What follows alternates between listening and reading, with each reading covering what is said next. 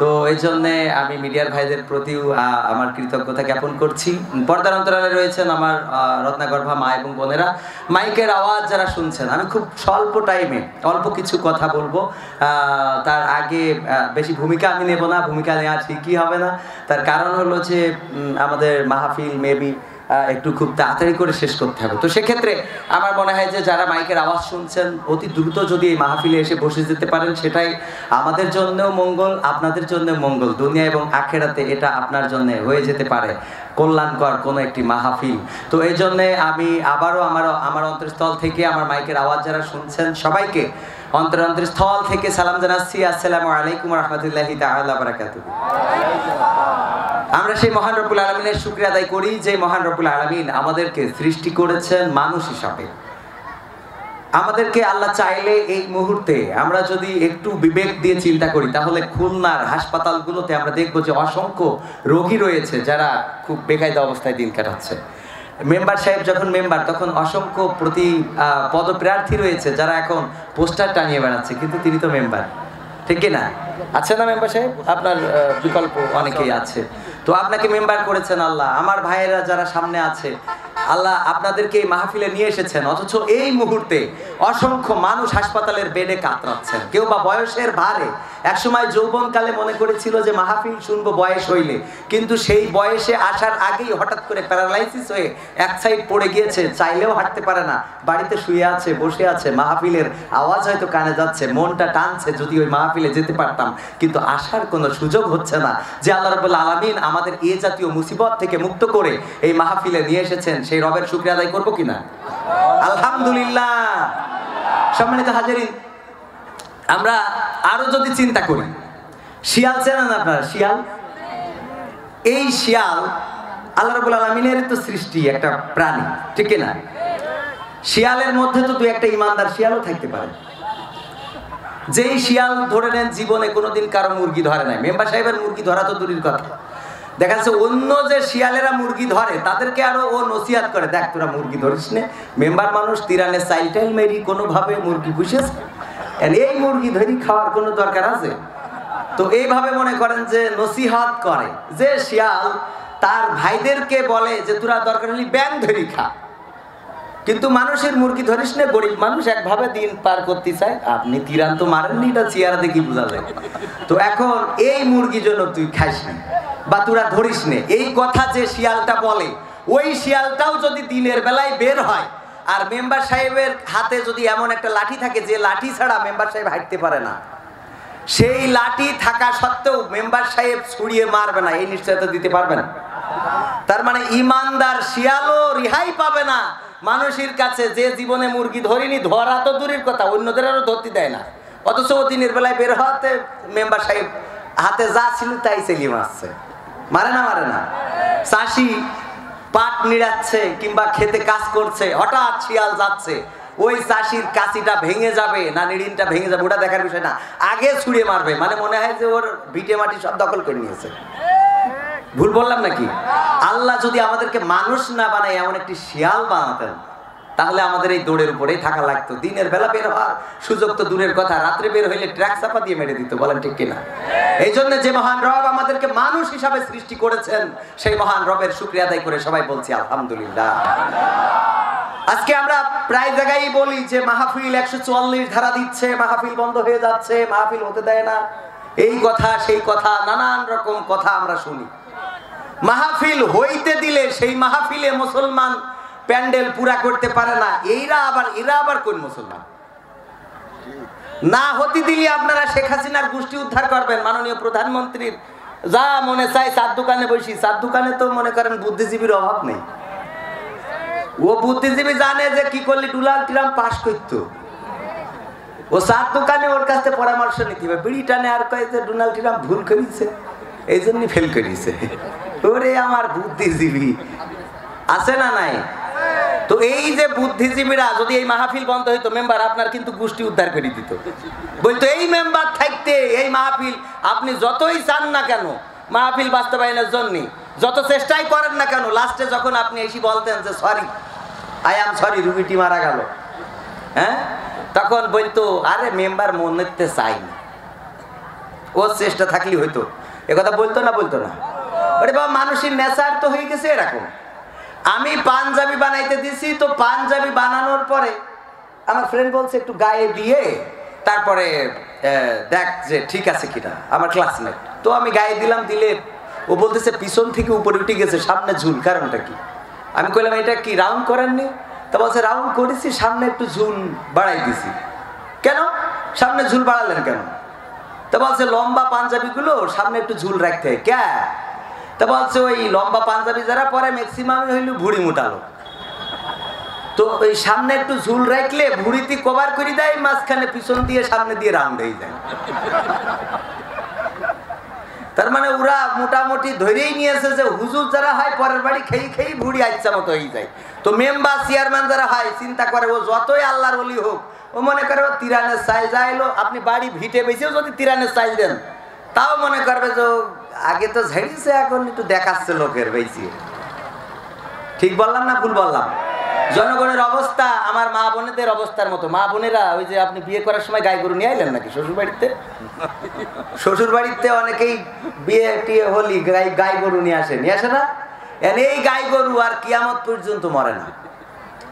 Member সাহেব দেখা যাচ্ছে যে গাই গরু একটা নিয়ে আইছে শ্বশুর বাড়িতে, অনেক কষ্ট করি সারা জীবনের পরিশ্রম দিয়ে খুলনা প্রপারে বা রূপসার ব্রিজের আশেপাশে একটা ভালো বিল্ডিং করেছে, 5 তলা 7 তলা 10 তলা বিল্ডিং। সারা জীবনের পরিশ্রম, জায়গা জমি যা ছিল সব শেষ করি স্ত্রীর বলতেছে চলো আজকে বিল্ডিংটার উদ্বোধন হবে। একটু একটু এটারে একটু সরান, হ্যাঁ কিছু সময় জন্য। আচ্ছা আচ্ছা ঠিক আছে, তোমার আম্মার 2টো কিডনি নষ্ট, আমরা দোয়া করে দেবো ইনশাআল্লাহ। তো এখন মেম্বার সাহেব যদি বিল্ডিং করে, এই পাশে অনেক বড় বিল্ডিং, স্ত্রীকে বলতেছে যে স্ত্রী চলো আজকে এই বিল্ডিংটা উদ্বোধন হবে, তুমি ফিতে কাটবা। কাকে বলতেছে? স্ত্রীকে। স্ত্রী বেরোনোর সময় বলবে যে আমার আব্বাকে বাড়িতে ওই গাই গরুটা আনিলাম বলে এই পর্যন্ত হয়েছে, তা না হলে তোমার বিল্ডিং করা এই। হ্যাঁ তাই না? মানে বিষয়টা হলো যে আমাদের এরকম আমাদের মাইন্ড গুলো হয়ে গেছে, যে কোনো বিষয়ে আমরা শুধু নেগেটিভ নেগেটিভ নেগেটিভ চিন্তা ছাড়া আমাদের কোনো চিন্তাই নেই। এই মাহফিল হচ্ছে কিনা, কিছুক্ষণ আগেও বললো যে অনেকেই ফোন করে জিজ্ঞেস করছে মাহফিল হবে তো? হবে না কেন? কোরআনের মাহফিল হবে। কোরআনের মাহফিল বন্ধ করার দুঃসাহস যারা করে, আর যাই হোক তারা মুসলমান হতে পারে না। কোন মুসলমান কোরআনের মাহফিল বন্ধ করার দুঃসাহস দেখাতে পারে না। আজকে যদি সিনেমা হল চলতে পারে, আজকে যদি বাজার ঘাট খোলা থাকতে পারে, আজকে যদি হরতাল হতে পারে, আজকে যদি মিছিল মিটিং হতে পারে, আজকে যদি নাসির তাম্মির বিয়ে হতে পারে, কোরআনের মাহফিল কেন হবে না?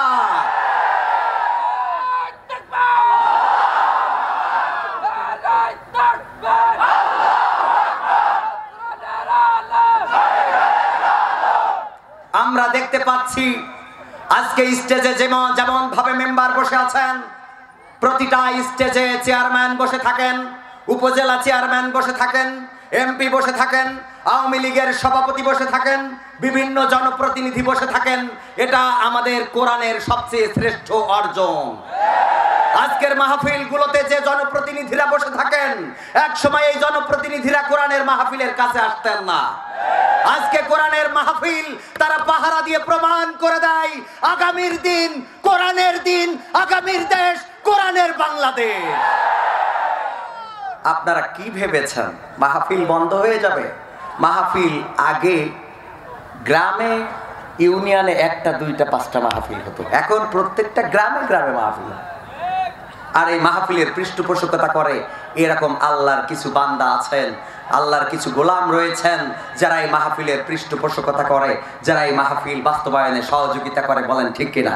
দুঃখজনক হলেও সত্য, আজকে মুসলমান অধ্যুষিত দেশে আমি প্রায় জায়গায় বলে থাকি, এখানে কি হিন্দু অধ্যুষিত দেশ? এখানে কি হিন্দু অধ্যুষিত অঞ্চল নাকি মুসলমান অধ্যুষিত অঞ্চল? মুসলমান অধ্যুষিত অঞ্চল যদি হয়ে থাকে, তাহলে আমার বিশ্বাস যদি আজকে এই তাফসীর মাহফিলের প্যান্ডেল না করে এখানে মমতাজের আসার কথা বলা হতো, এখানে যদি ওই এফডিসিতে যারা অভিনয় করে, এফডিসির নায়ক নায়িকা শাকিব খান বা অপু বিশ্বাস এই জাতীয় কোন নায়ক নায়িকা আনা হতো, 500 টাকা দরের টিকিট এই মুসলমানের সন্তানেরা কিনে আজ থেকে 1 সপ্তাহ আগে বুকিং করে দিত। এই মাহফিল প্যান্ডেল খালি থাকতো না যদি ওদেরকে আনা হতো। আমি বলেছি মাদ্রাসার কল্যাণ চান, মসজিদের কল্যাণ চান, আমাদের মতো হুজুরদের আনার দরকার নেই, একটা নায়িকা ধরে নিয়ে আসেন, ওতে মেলা টাকা উঠবে, তাই না? এই আয়োজন, এই পোস্টার, এই লাইট, এই মাইক, এই গেট, প্রশাসনের কাছে অনুমোদন নেওয়া, নেতা কর্মীদের কাছে বলা, সকল সহযোগিতা, প্রধান মেহমান কবির বিন সামাদ তো এখন আসমানে উঠে গেছে, ফোন করি পাওয়া যায় না। হ্যাঁ, আগে তার খুঁজি সে নিজে উঠছে যেই মাহফিল করতো, আর এখন ফোনই ধরে না। এরম আছে না নাই? তার সাথে যোগাযোগ করি করি, হুজুর একটা ডেট দিতে হবে, হুজুর আপনি না দিলে হুজুর আপনার পা ধরে পড়ে থাকবো, দরকার হলে। এমন আছে ভাই, জীবনে কিছু চাই না, একটা ডেট চাই। তো এই যে এই কষ্ট করে আমাদের নিয়ে আসে, আর এই এলাকার মানুষগুলো বাদাম খেয়ে বেড়াবে, এটা তো হতে পারে না, হতে পারে? এই জন্যে আমি মাত্র 10 মিনিট সময় দিলাম। এই 10 মিনিটে প্যান্ডেলের নিচেই অলরেডি ভরে গেছে আলহামদুলিল্লাহ, কোন রকম কোনো খালি থাকবে না ইনশাআল্লাহ।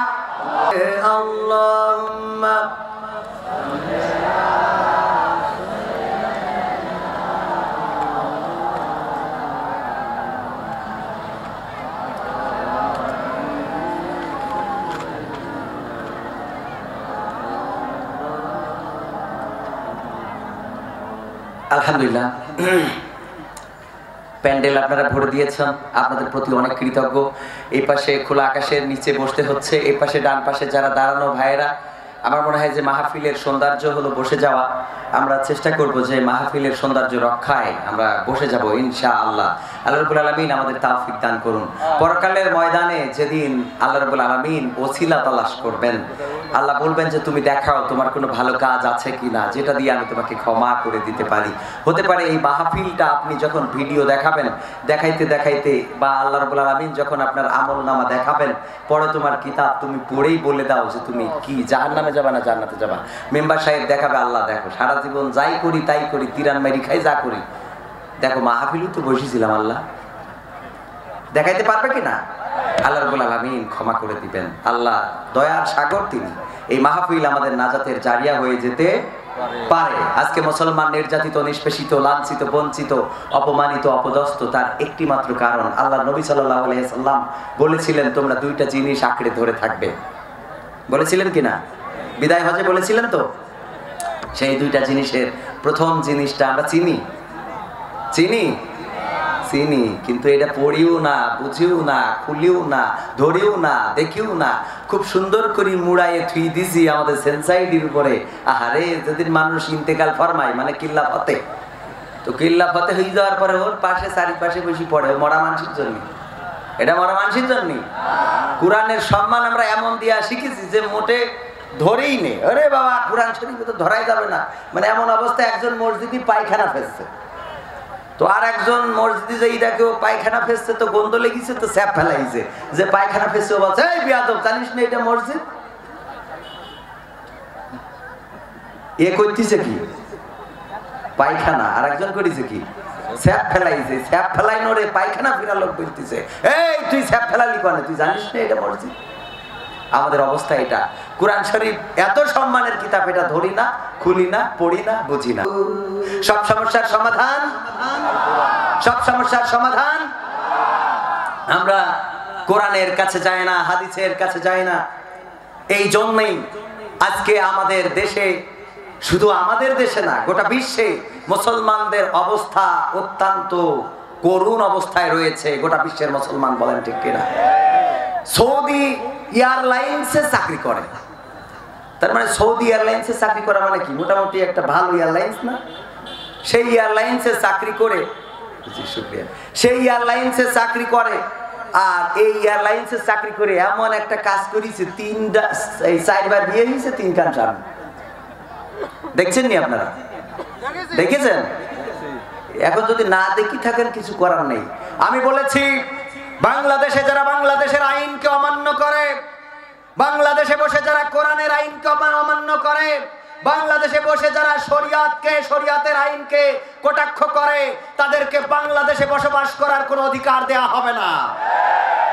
আজকে অন্যের স্ত্রীকে ভাগিয়ে নিয়ে বিয়ে করে সংবাদ সম্মেলন করে প্রমাণ করতে হয় যে না, আমি তালাক প্রাপ্তা স্ত্রীকে বিয়ে করেছি, যে তাইলে মামলা করেছে তার পক্ষে তো রাইট কিছু আছে।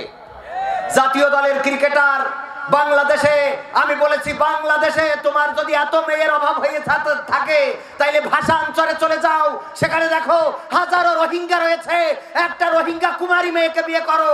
তুমি যেটা বিয়ে করেছো এটা বাংলাদেশের আইন, কোরআনের আইন, শরিয়াতের আইনকে বৃদ্ধাঙ্গুলি দেখিয়েছো, তোমাকে জাতীয় দল থেকে বহিষ্কার করাই হবে, প্রকৃত শাস্তি ছাড়া আর অন্য কোনো আইন নাই। আর এই সিদ্ধান্ত যদি বাংলাদেশ ক্রিকেট বোর্ড নিতে পারে তাহলে বাংলাদেশ ক্রিকেট বোর্ড আস্থার জায়গা অর্জন করে নেবে। তা না হলে এমনি মানুষ ক্রিকেট বোর্ডের পরে একটু কিছুটা নাখোশ আছে না নাই? এইসব যা ইচ্ছা তাই করছে, যেভাবে ইচ্ছা সেভাবে চলছে।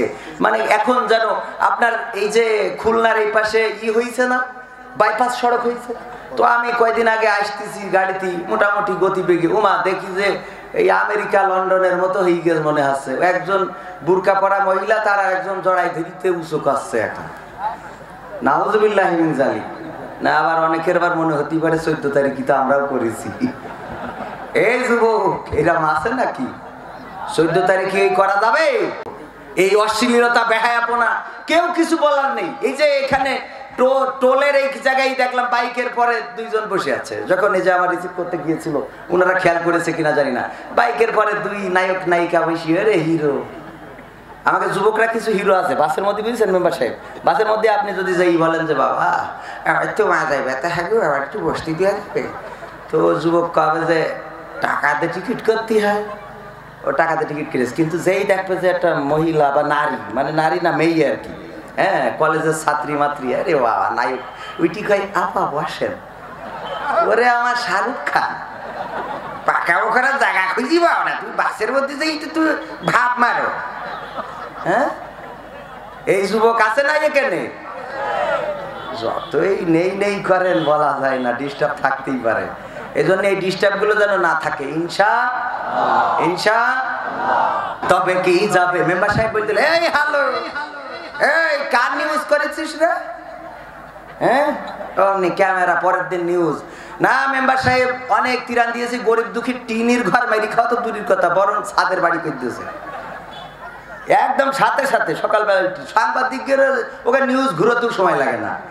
বিড়ি খেয়েছে এক মেয়ে সরাসরি, সাংবাদিকরা যেই প্রথমে নিউজ করেছে ওই যে অশ্লীলতার বিপক্ষে, হঠাৎ করে আবার দেখি ওমা সব ঘুরে গেছে, সবাই বিড়ি খাওয়ার পক্ষে নিউজ করতেছে। না, ওই মেয়েটা সে স্বাধীনভাবে সে বিড়ি খাতে পারে, পুরুষরা খাতে পারলে মেয়েরা কেন খাতে পারবে না? নানান রকম তাসলিমা নাসরিনের মতো করে শুরু করে দিয়েছে সাংবাদিকগুলো। এই সাংবাদিকদের একবার আমার কাছে আসলো, কলার রাখতে বলছে, ভাই আমি সাংবাদিক। তা আমি বললাম কই, আমি তো কোনোদিন আপনার দেখলাম না যে আমার নিয়ে অন্তত একটা নিউজ করেছেন। তো বলছে আপনার তো কোনো সাবজেক্ট খুঁজে পাইনি। বললাম এত যে এই হ্যান্ডেল করিতে আমি এটা মনে হয় না। তো বলছে না ওইটা তো আসলে বিষয় না। তাই বললাম আমি ওই মোটরসাইকেলে অ্যাক্সিডেন্ট করিলাম। তো বলছে তা তো নিউজ করা যায় না। তা নিউজ করবে কি? সানি লিওনের সর্দি লিখেছে, ওই নিউজ করে। হ্যাঁ, সৃজিত মুখার্জি বিয়ে করেছে হিন্দু হয়ে বাংলাদেশের মুসলমানের মিথিলা। আমাদের মিথিলা আবার আমরা রপ্তানি করেছি ভারতে। তো ওর নিউজ সারাদিন, ওই যে সুইমিং পুলে দুজনে গোসল করছে, কয়টা ডুব মারিছে তাই নিয়ে নিউজ করে। হ্যাঁ, এখন আমি বললাম আমি যে কুকুরের ঘা দিয়ে পা ভেঙে ফেলালাম, তাই এটা নিয়ে একটা নিউজ হবে না? তো বলছে পা ভাঙিয়েছেন, ওতে আর কি নিউজ হবে? তাই আমি বলছি তাহলে এক কাজ করেন, আমি যে কুকুরের মারিছি ওই কুকুরের পক্ষে একটা নিউজ করেন যে কবির বিন সামাদ কুকুর মারিছে, অন্তত এই নিউজটা তো করেন, তাও একটা নিউজ হোক আমার নিয়ে। হ্যাঁ, সুনামও নাম, দুর্নামও নাম, একটা নাম তো হোক ইনশাআল্লাহ। এই সাংবাদিকতা করা যাবে না, নেতা হতে হবে। মাঝখানে একটু কথা বলেছি, আপনারা হয়তো বা মনে করছেন মেম্বার সাহেব যেভাবে কোরআনের মাহফিলে ডান হাতে বসে কোরআনের মাহফিলের হাতকে শক্তিশালী করছেন, নেতা হইতে হবে এরকম।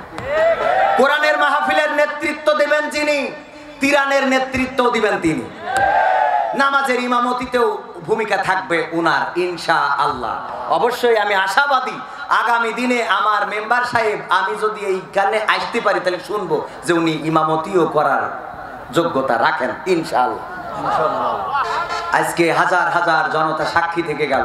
এর জন্য যতটুকু প্রস্তুতি নিয়ে আর উনি নেবেন, যখন ইমাম থাকবে না সামনে দাঁড়িয়ে যাবেন, এটাই হতে হবে নেতার আদর্শ ইনশাআল্লাহ। আমরা সেই নেতাদেরকে খুঁজি। আজকে এত সুন্দর করে এই মাহফিলের সার্বিক ব্যবস্থাপনায় ওনার হাত রয়েছেন। যা কিছু যদি কোনো অনাকাঙ্ক্ষিত ঘটনা ঘটে তার জন্য ওনাকে জবাবদিহিতা করতে হবে, ওনাকে জবাবদিহিতা করতে হবে। এই জন্য কোরআনের মাহফিলকে এমন কাজ আমরা যেন না করি, এমন কথা আমরা যেন না বলি যেটা আগামীকালকে আবার উনি জবাবদিহিতার সম্মুখীন হয়, আগামী বছর এই মাহফিল বন্ধ হয়ে যায়। আমরা এটা করব? অবশ্যই করব না। যেটা কল্যাণের সেটাই আমরা করব। কোরআনের মাহফিল একটু মাঝে মাঝে সমস্যা হয়, কিছু অনাকাঙ্ক্ষিত ঘটনা ঘটে যায়, হয়তোবা আবেগবশত অথবা বিবেক বর্জিত কিছু লোকের কারণে। বলেন ঠিক কিনা? কোন জায়গায় এক মাহফিল বন্ধ হয়েছে, হঠাৎ করে রাস্তায় বাসে মাসে আগুন ধরাইতেছে, এই করলে ওই জায়গায় আর মাহফিল হবে? বলেন। আমাদের একটু সহনশীল হতে হবে। আমরা এমন হয়ে গেছি, মাথায় কাজ করে না, মাথায় কাজ করে না। হুটোপাটা করলে হবে? হুটোপাটা করি কোনো কাজ ভালো হয় না। একবার এক ইমাম সাহেব, উনি তারাবি পড়াবে, আপনি অবশ্যই মামা বুঝতে পারছেন, মামা রয়েছে, আমার ভয়ে পাচ্ছে, মামার এত সুন্দর দাড়ি মাশাআল্লাহ। তো এখন ইমাম সাহেব তারাবি ইফতার করে এসে হঠাৎ করে ক্লান্ত হয়ে গেছে, শুয়ে পড়েছে। তো শুয়ে পড়লে ঘুম আসে না? আসে না। ঘুম এসে গেছে, আজান হয়ে গেছে, তারাবির ওক্ত শুরু হয়ে গেছে, ইমাম সাহেব যাচ্ছে না। মুসাল্লিয়ানে কেরাম অনেক রাগ আছে, কারণ মুসাল্লিরা তো এখন সব ঘড়ি দেখে নামাজ পড়ে, সারাদিন চার দোকানে বসে থাকবে, সমস্যা নেই। নামাজের যেই ইকামত শুরু হয়ে যাবে, আরে নামাজের তোড়, যেই উজু করবে কানুই ভেজবে না, ইকেনে ভেজবে না, গোড়মুড়ো ভেজবে না, ওতে অসুবিধা নেই।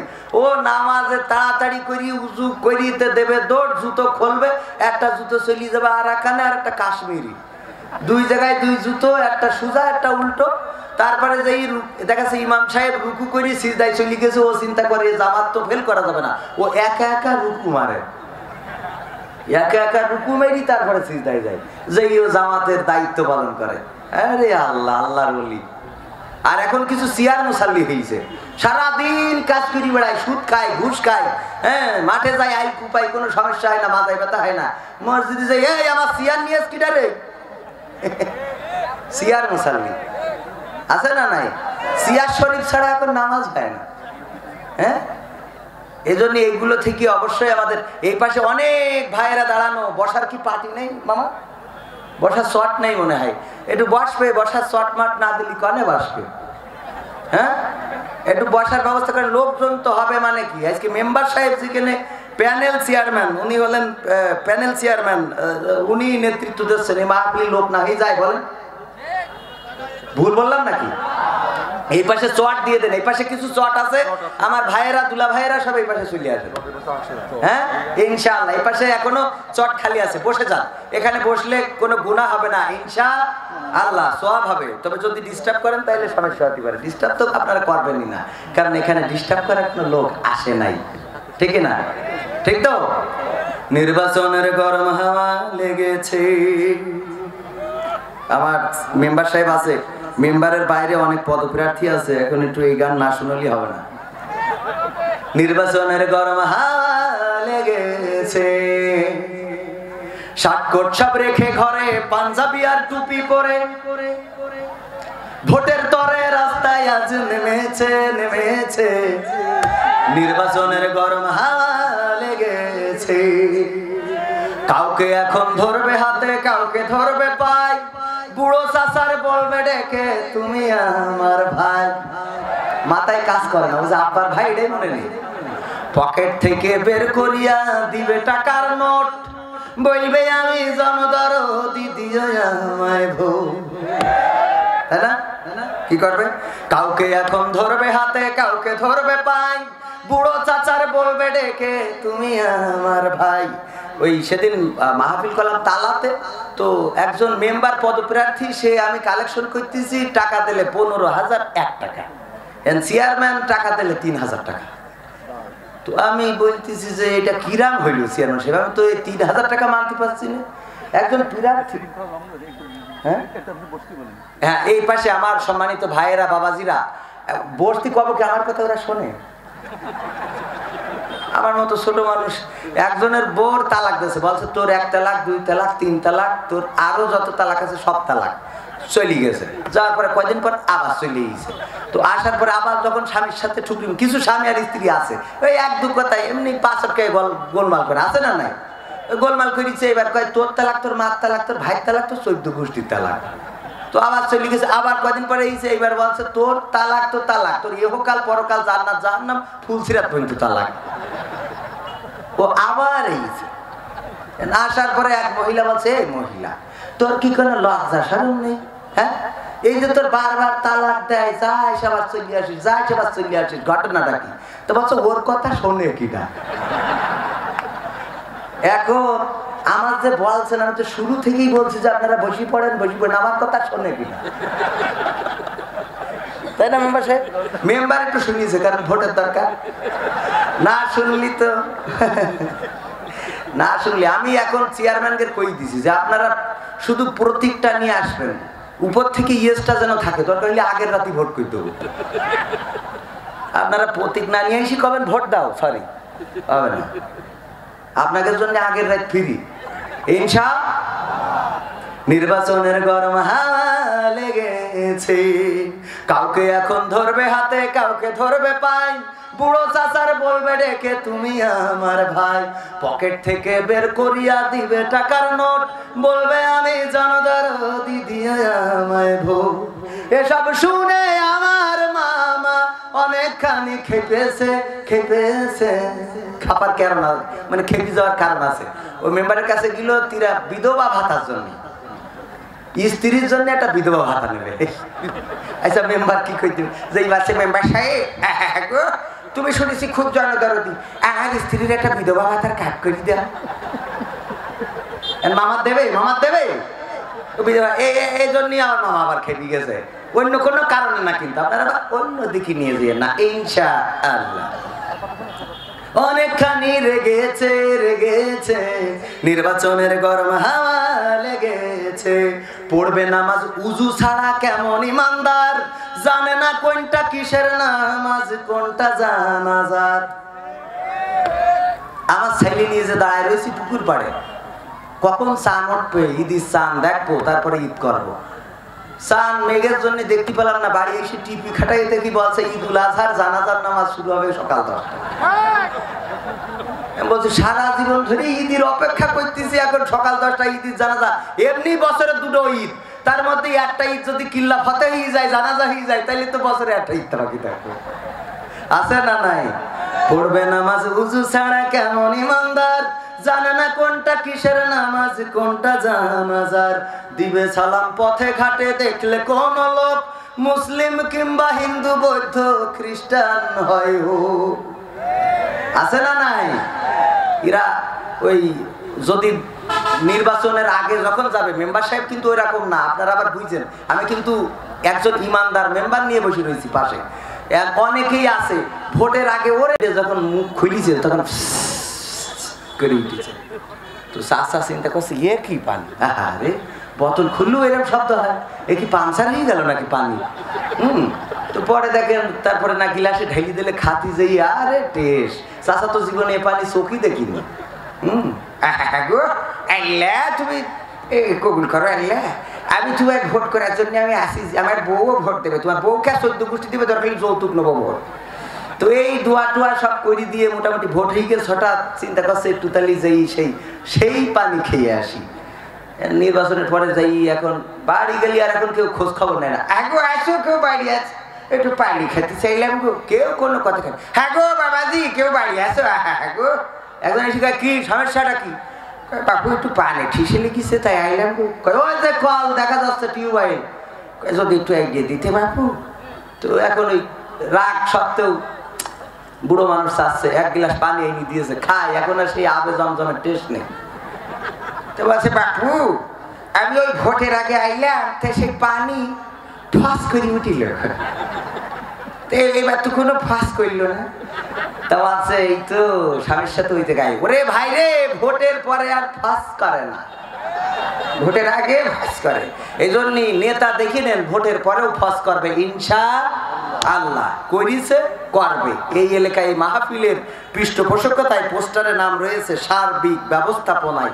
এত সুন্দর আয়োজন যিনি করেছে, এত সুন্দর ব্যবস্থাপনা যিনি করেছে, এই ওয়ার্ডের চিত্রটাও ইনশাআল্লাহ পাল্টে দিয়েছেন এবং আগামীতে যতটুকু বাকি আছে সেগুলো কাজা কাফারা সহ পাল্টে দেবেন ইনশাআল্লাহ। ভোট না দিলে খবর আছে 1971 সালে বঙ্গবন্ধু শেখ মুজিবুর রহমান স্বাধীনতার মহান স্থপতি, তিনি ডাক দিয়েছিলেন তোমাদের যা কিছু আছে তাই নিয়ে শত্রুর মোকাবেলায় প্রস্তুত থাকো।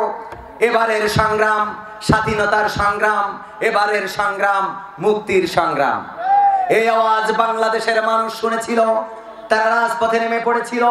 বাংলাদেশের কৃষক শ্রমিক জনতা, বাংলাদেশের মেহনতি জনতা, বাংলাদেশের শ্রমিক, বাংলাদেশের কুলি মজুর তাঁতি, বাংলাদেশের হিন্দু বৌদ্ধ খ্রিস্টান মুসলমান, তারা রাজপথে নেমেছিল। 9 মাস যুদ্ধ করেছিল, 30 লক্ষ শহীদ রক্ত দিয়েছিল, বুকের তাজা রক্ত ঢেলেছিল, মা বোনেরা তাদের ইজ্জত দিয়েছিল। 9টি মাস রক্তক্ষয়ী সংঘর্ষ করে পাকিস্তানি হানাদারদের কাছ থেকে একটি লাল সবুজের স্বাধীনতার সূর্য পতাকা ছিনিয়ে এনেছিল। বলেন ঠিক কিনা? আমি বলেছি আমরা এই ফেব্রুয়ারি মাসে এই ভাষা এনেছিলাম, আমরা লড়াই করেছিলাম, আমরা বুকের তাজা রক্ত ঢেলে দিয়ে প্রমাণ করে দিয়েছিলাম। সালাম, রফিক, শফিক, জব্বার, বরকত, তারা বুকের তাজা রক্ত ঢেলে পিচ ঢালা কালো পথ রক্তে রঞ্জিত করে প্রমাণ করে দিয়েছিল আমরা সেই জাতি যারা রক্ত দিয়ে পিচ ঢালা পথকে লাল করে দিতে জানি, কিন্তু আমরা মায়ের ভাষার অধিকার ছেড়ে দিতে জানি না। আমরা 52-তে লড়াই করেছি, আমরা 71-এ লড়াই করেছি, আমরা 21 শতকে সেই সিদ্ধান্ত নিচ্ছি যদি প্রয়োজন হয় কোরআনের জন্য 9 মাস নাই, যদি প্রয়োজন হয় 18 মাস যুদ্ধ করব, যদি প্রয়োজন হয় 30 লাখ নয় 60 লাখ লোক জীবন দেব, যদি প্রয়োজন হয় 1 সাগর নয় 7 সাগর রক্ত ঢেলে দেব। সেই রক্তের সাগরে সাঁতার কেটে কেটে একটি রক্তাক্ত বিপ্লবী কালেমার পতাকা, কোরআনের পতাকা বাংলার জমিনে উড্ডয়ন করেই তবে ক্ষান্ত হব। এই সিদ্ধান্ত কারা কারা নিতে পারবেন? দুটি হাত উঁচু করে দেখান।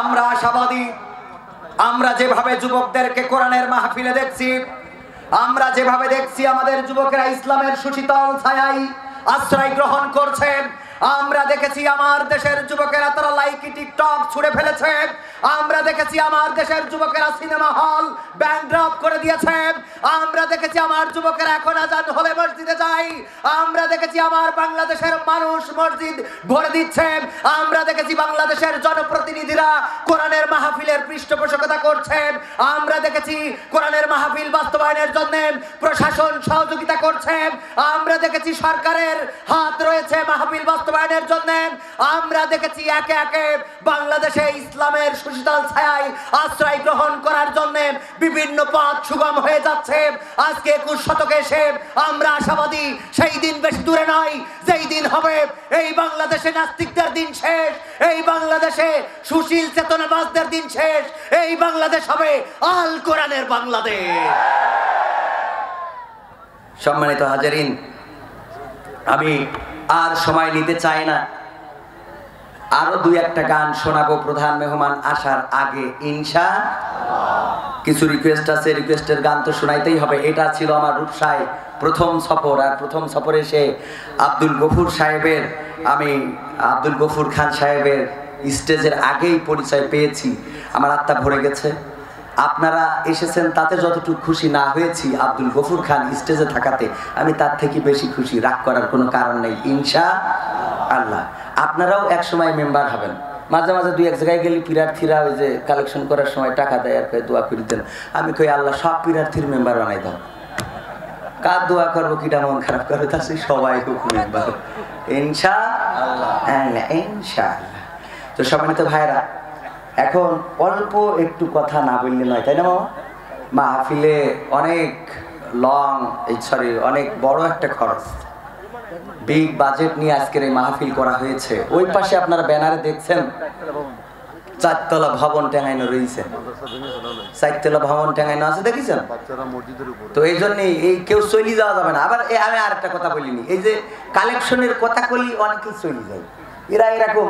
একবার মেম্বার সাহেবের বাড়ি ইন্দুর হয়েছে, অনেক ইন্দুর, এত পরিমাণ ইন্দুর যে ইন্দুরের জন্য একেবারে বেকায়দা অবস্থা। তো আমাদের মেম্বার সাহেব উনি ওয়াইফকে বলতেছে সারা জীবন তো বাপগের আব্বাগের বাড়িতে কিছু নিয়ে আসনি, এক কাজ করে দিন একটু শ্বশুর বাড়িতে একটা বিড়াল নিয়ে আসে দিন। এই বুড়ো বয়সে একটা বিড়াল যৌতুক নি, মানুষই গরু নিয়ে আসে, ছাগল নিয়ে আসে, হাতি নিয়ে আসে, আর তুমি তো কিছুই আনতে পারলি না। তো এখন মেম্বার সাহেবের সহধর্মিনী বাপের বাড়িতে এই বলছে আব্বা সারা জীবন কিছু চাইনি, তোমার জামাই এই বুড়ো বয়সে এসে একটা আবদার করেছে, আবদারটা রাখতে হবে। আব্বা মনে কাছে না জানি কি চাই বসে, তো বলছে একটা বিড়াল চাচ্ছিল। এইটা তো একটা বিড়াল দেখে শুনে এনে দিয়েছে, এনে দেওয়ার পরে এখন ওই মেম্বার সাহেব বিড়ালের এই যে তিরানের সাইল মাইল সব খাওয়ায়। তো এগুলো করোনা ভাইরাসের সময় সব খাওয়ায়। এখন বিড়াল চিন্তা করে নুন খাই যার গুণ গাই তার, ও খেয়ে সারাদিন ঘুমাই দিন কাটাই দিতে হবে না। পৃথিবীর মধ্যে সবচেয়ে অলস হইল বিড়াল, সারাদিন ঘুমের পরে যা বলেন না কেন ও ঘুমাচ্ছে তো ঘুমাচ্ছে, সিঁড়ির পরে ঘুমাই থাকে, কুকুরো ঘরের পরে ঘুমাই থাকি, কেন ঘুমাই থাকে। তো চিন্তা করে এত ঘুমাই কাটালি হবে, আবার দেখা যাচ্ছে যে না জানি আমার এই মালিকের বাপের নিন্দা হয়, তো ওই ইন্দুরদের দৌড়ের পরে রাখে। এইটা শোনার পরে এখন এইটা যখন এই দৌড়ের পরে রাখছে, তখন সভাপতি চিন্তা করলে এটা থেকে তো একটা উত্তরণের উপায় বের করতে হবে। সে ঘোষণা দিয়ে দিল যে একটা ওয়াজ মাহফিলের আয়োজন করো। তো ওয়াজ মাহফিলের আয়োজন ইন্দুরগের বলি দিলে যে তোমরা পোস্টার মোস্টার ছাপাই নিয়ে এসে রূপসাতে লাগাই দাও, আর মাইক রেকর্ডিং করে নিয়ে আসো যশোর থেকে, বসির ভাই খুব ভালো কণ্ঠ, এই প্রচার করে দাও যেন সমস্ত ইন্দুররা রান্নাঘরের সেন্সাইটির পরে আসে রাত 12টার পরে। তো এখন মাইকিং করি দেশ, পোস্টার লাগাইতেছে, ইন্দুররা পোস্টার মোস্টার পড়ি, দেখলো মাহফিল হবে, ঠিক আছে। 144 ধারা জারি হয় কিনা এই ব্যাপারে একবার নিশ্চিত হইয়ে তারপরে এইছে। তো আসার পরে সভাপতি সাহেব বলছে আপনারা ইতিমধ্যে দেখেছেন যে মেম্বার সাহেব এই বুড়িও ভাই সেই শ্বশুর বাড়িতে বিড়াল নিয়ে এসেছে, এই বিড়াল আমাদের দৌড়ের পরে রাখছে, এখন এই বিড়ালের কি করতে হবে বলো? তো এখন সাধারণ সম্পাদক বলছে হুজুর ডাইরেক্ট মেরে ফেলতে হবে, কোনো রকম কোনো সাইড দেওয়া হবে না, একদম কিল্লা ফতে। তো এই কথা বললি বলছে তাহলে এখন মেরিয়ে যদি ফেলতে হয় তাহলে কিভাবে তার মারা যায় একটু পরিকল্পনা করো, কারণ অনেকেই আছে খুব বীর পুরুষ, খুব সাহসী, আরে সাহসী। বলছে তোর জীবনের সাহসী ঘটনা একটু বল দিনি। বলছে সাহসী ঘটনা একবার সুন্দরবনে গেলাম, মোংলার এই পাশ দিয়ে যাইয়ে দেখি একটা রয়্যাল বেঙ্গল টাইগার শুয়ে রয়েছে, আস্তে আস্তে যাইয়ে লেজের থেকে খেসান করে কেটে নিয়ে চলে আসে। তা বলছে তুই মাথা বাদ তুই লেজ কাটলি কা?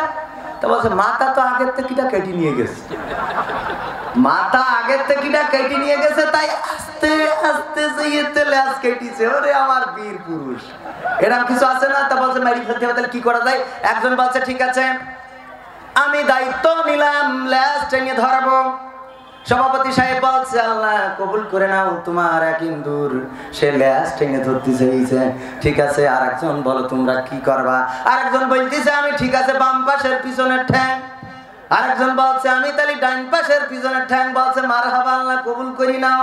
সভাপতি সাহেব বলছে তারপরে আর কোন আল্লাহর ইন্দুর আছে কিনা বলো? তখন আরেকজন বলতেছে ঠিক আছে আমি সামনের ডান পাশের ঠ্যাং, আরেকজন বলছে আমি সামনের বাম পাশের ঠ্যাং। এখন আর কেউ কোনো কথা বলে না, কোনো আওয়াজ নেই, সবাই নিশ্চুপ হয়ে গেছে। সভাপতি সাহেব বলছে ঠিক আছে তোমরা লেজ ধরলে, ডান পাশের ডান ঠ্যাং, পিছনের ডান ঠ্যাং, সামনের ডান ঠ্যাং, পিছনের বাম ঠ্যাং, সামনের বাম ঠ্যাং সব ধরলে, কিন্তু ও আমার ইন্দুর ভাইয়েরা বাবাজিরা বলো দেখি ওই বিড়াল চিকেন দিয়ে ম্যাও ম্যাও করে ওখানে কিটা ধরবে? ম্যাও করে চিকেনে ওখানে ধরবে কিটা? এখন আমাদের অনেক যুবক ভাইয়েরা আছে ভালোবাসার মানুষের খুব আশ্বাস দেয় আমি তোমার এত ভালোবাসি, যদি তোমার করোনা ভাইরাসে কিডনি অর্ধেক খেয়ে ফেলাই দেয় তাইলে তোমার এই ফুসফুসে অর্ধেক খেয়ে ফেলাই দেয় আমি তোমার ফুসফুসে দেবো, যদি তোমার মেয়েটি নষ্ট হয়ে যায় আমি দেবো, যদি তোমার কলজেই ঘা হয় আমি দেবো, যদি তোমার কিডনিতে পাথর হয়ে যায় তাইলে আমি আমার কিডনি ট্রান্সফার করে দিয়ে দেবো, যদি তোমার রক্তের দরকার হয় আমার রক্ত আমি তোমার দেবো। এমনি ভাবে অনেক আশ্বাস মেয়েকে দেয়। দেওয়ার পর ওই মেয়ে বলে ঠিক আছে এত কিছু তো দিতে চাইলে এখন আমার অত কিছু লাগবে না, আপাতত 51,000 টাকা আমার একটু দেন। কয় তুই কি মানুষ? তোর জন্য মেয়েকে দিচ্ছি, দিল দিচ্ছি, কলজে দিচ্ছি, তোর জন্য সব দিয়ে ফেলাম, তোর কাছে টাকাটাই বড় হয়ে গেল। হ্যাঁ এখন আমি যে কোন লাইনে যাবো, বিল্ডিং যাই দেখাইছি বুঝি ফেলাই দিয়ে যে বিল্ডিং দেখাচ্ছে তাহলে নিশ্চিত টাকার কথা হবে। এই জন্য ফসাং করে পিছনতে সরি যাচ্ছে, দেখ এই যারা সরি যাচ্ছে এরা কিন্তু আল্লাহর ওলি। সরি যাওয়া যাবে? ওরে ভাই 2 টাকা 10 টাকা 5 টাকা দিলে কি হয়? ওরকম টাকা আমরা কত দিলাম? আছে ঠিক আছে, আমি নিজেই মানি ব্যাপে হারা গেলাম না আছে। এই নেন আমার কাছ থেকে 500 টাকা নেন, তারপরে বাকিটা অন্যরা দেন। এইবার আপনারা কিটা কত দেবেন দেন। হ্যাঁ ছাত্ররা আছে ভিতরে, যে যা পারেন পকেটে খালি বিড়ি কেনার টাকাটা থাকবে, বাকি সব দিয়ে দেবেন। 72টা বাচ্চা দুতলা মসজিদের উপরে, 72 জন বাচ্চা দোতলা মসজিদের উপরে রয়েছে। বিল্ডিংটা না হলি ওরা আর সে বিল্ডিং ভেঙে কুচুমুচু করে ফেলাইছে। আপনারা আপনাকেই তো ভাঙিছেন কেন? ভেঙেতে দফারাফা করি এখন মানসি টাকা দাও, আচ্ছা টাকা দেন, তাও কি করে ভেঙে ফেলাইছে? কি করবে? ভেঙে ফেলাইছে যাইছে। আবার যারা প্যাকেট নিয়ে যাবার নিয়ম নেই বেরোয় চলে যাই না, তোরা ঘুরে ওই যে হ্যাঁ টাকা পর্দায় দেখা যাচ্ছে। মা বোনেরা রয়েছে, মা বোনকে জন্য গান মান গাতি পারলাম না, কিরাম দাওয়াত দিলেন যে সকাল করে মেম্বার সাহেব আবার একটা মাহফিল দেবেন, ওই দিন এসে মেলা টাকা দেবে মানসি, আর আমরা এসে মেলা করে গান গাবো ইনশাআল্লাহ। সবাই দেন। আর আমি আর একটা মাঝখানে একটু মার্কেটিং করি, সেটা হলো মুসলিম শুধু নামে। এই বইটাই আমার লেখা 60-65টা গান মানে মোটামুটি একত্রিত করি, বইটা করেছি। এখানে কর্নারে আছে, আমাদের ভাইদের কাছ থেকে অবশ্যই আপনারা নেবেন। ভিতরে আমি সেই মানুষের মুক্তি চেয়ে যাই, টেকনাফ থেকে তেতুলিয়া, রূপসা থেকে পাটুরিয়া, একটি নামে সবাই যাকে চেনে। 1-2 জন নয়, 1.5 শতাধিক মানুষ জীবন দিল শুধু জারি। আমি সেই মানুষের মুক্তি চেয়ে যাই, আমি সেই মানুষের মুক্তি চেয়ে যাই, আমি সেই মানুষের মুক্তি চেয়ে যাই। আজ হোক কাল হোক আর পরশুদিন হোক, বাংলাদেশের মানুষ কোরআনের পক্ষে যারা, ইসলামের পক্ষে যারা, দ্বীনের পক্ষে যারা, সত্যের পক্ষে যারা, তাদের পক্ষেই অবস্থান নিবে ইনশাআল্লাহ। এই জন্য আমি অত্র এলাকাবাসীকে বলবো, যারা জনপ্রতিনিধি রয়েছেন তাদেরকে বলবো, যারা নেতৃত্ব দিতে চান এই সমাজে তাদেরকে বলবো, কোরআন মোতাবেক জীবন পরিচালনা করবেন। সেটা যদি করতে পারেন তাহলে আল্লাহ আপনার জন্য হয়ে যাবে। আর আল্লাহ যদি আপনার জন্য হয়ে যায়, বান্দারা তো আছে। আল্লাহ যদি আপনার জন্য হয়ে যায়, আর কোনো অভাব আছে? আর কিছু নেই। আপনার টাকা পয়সা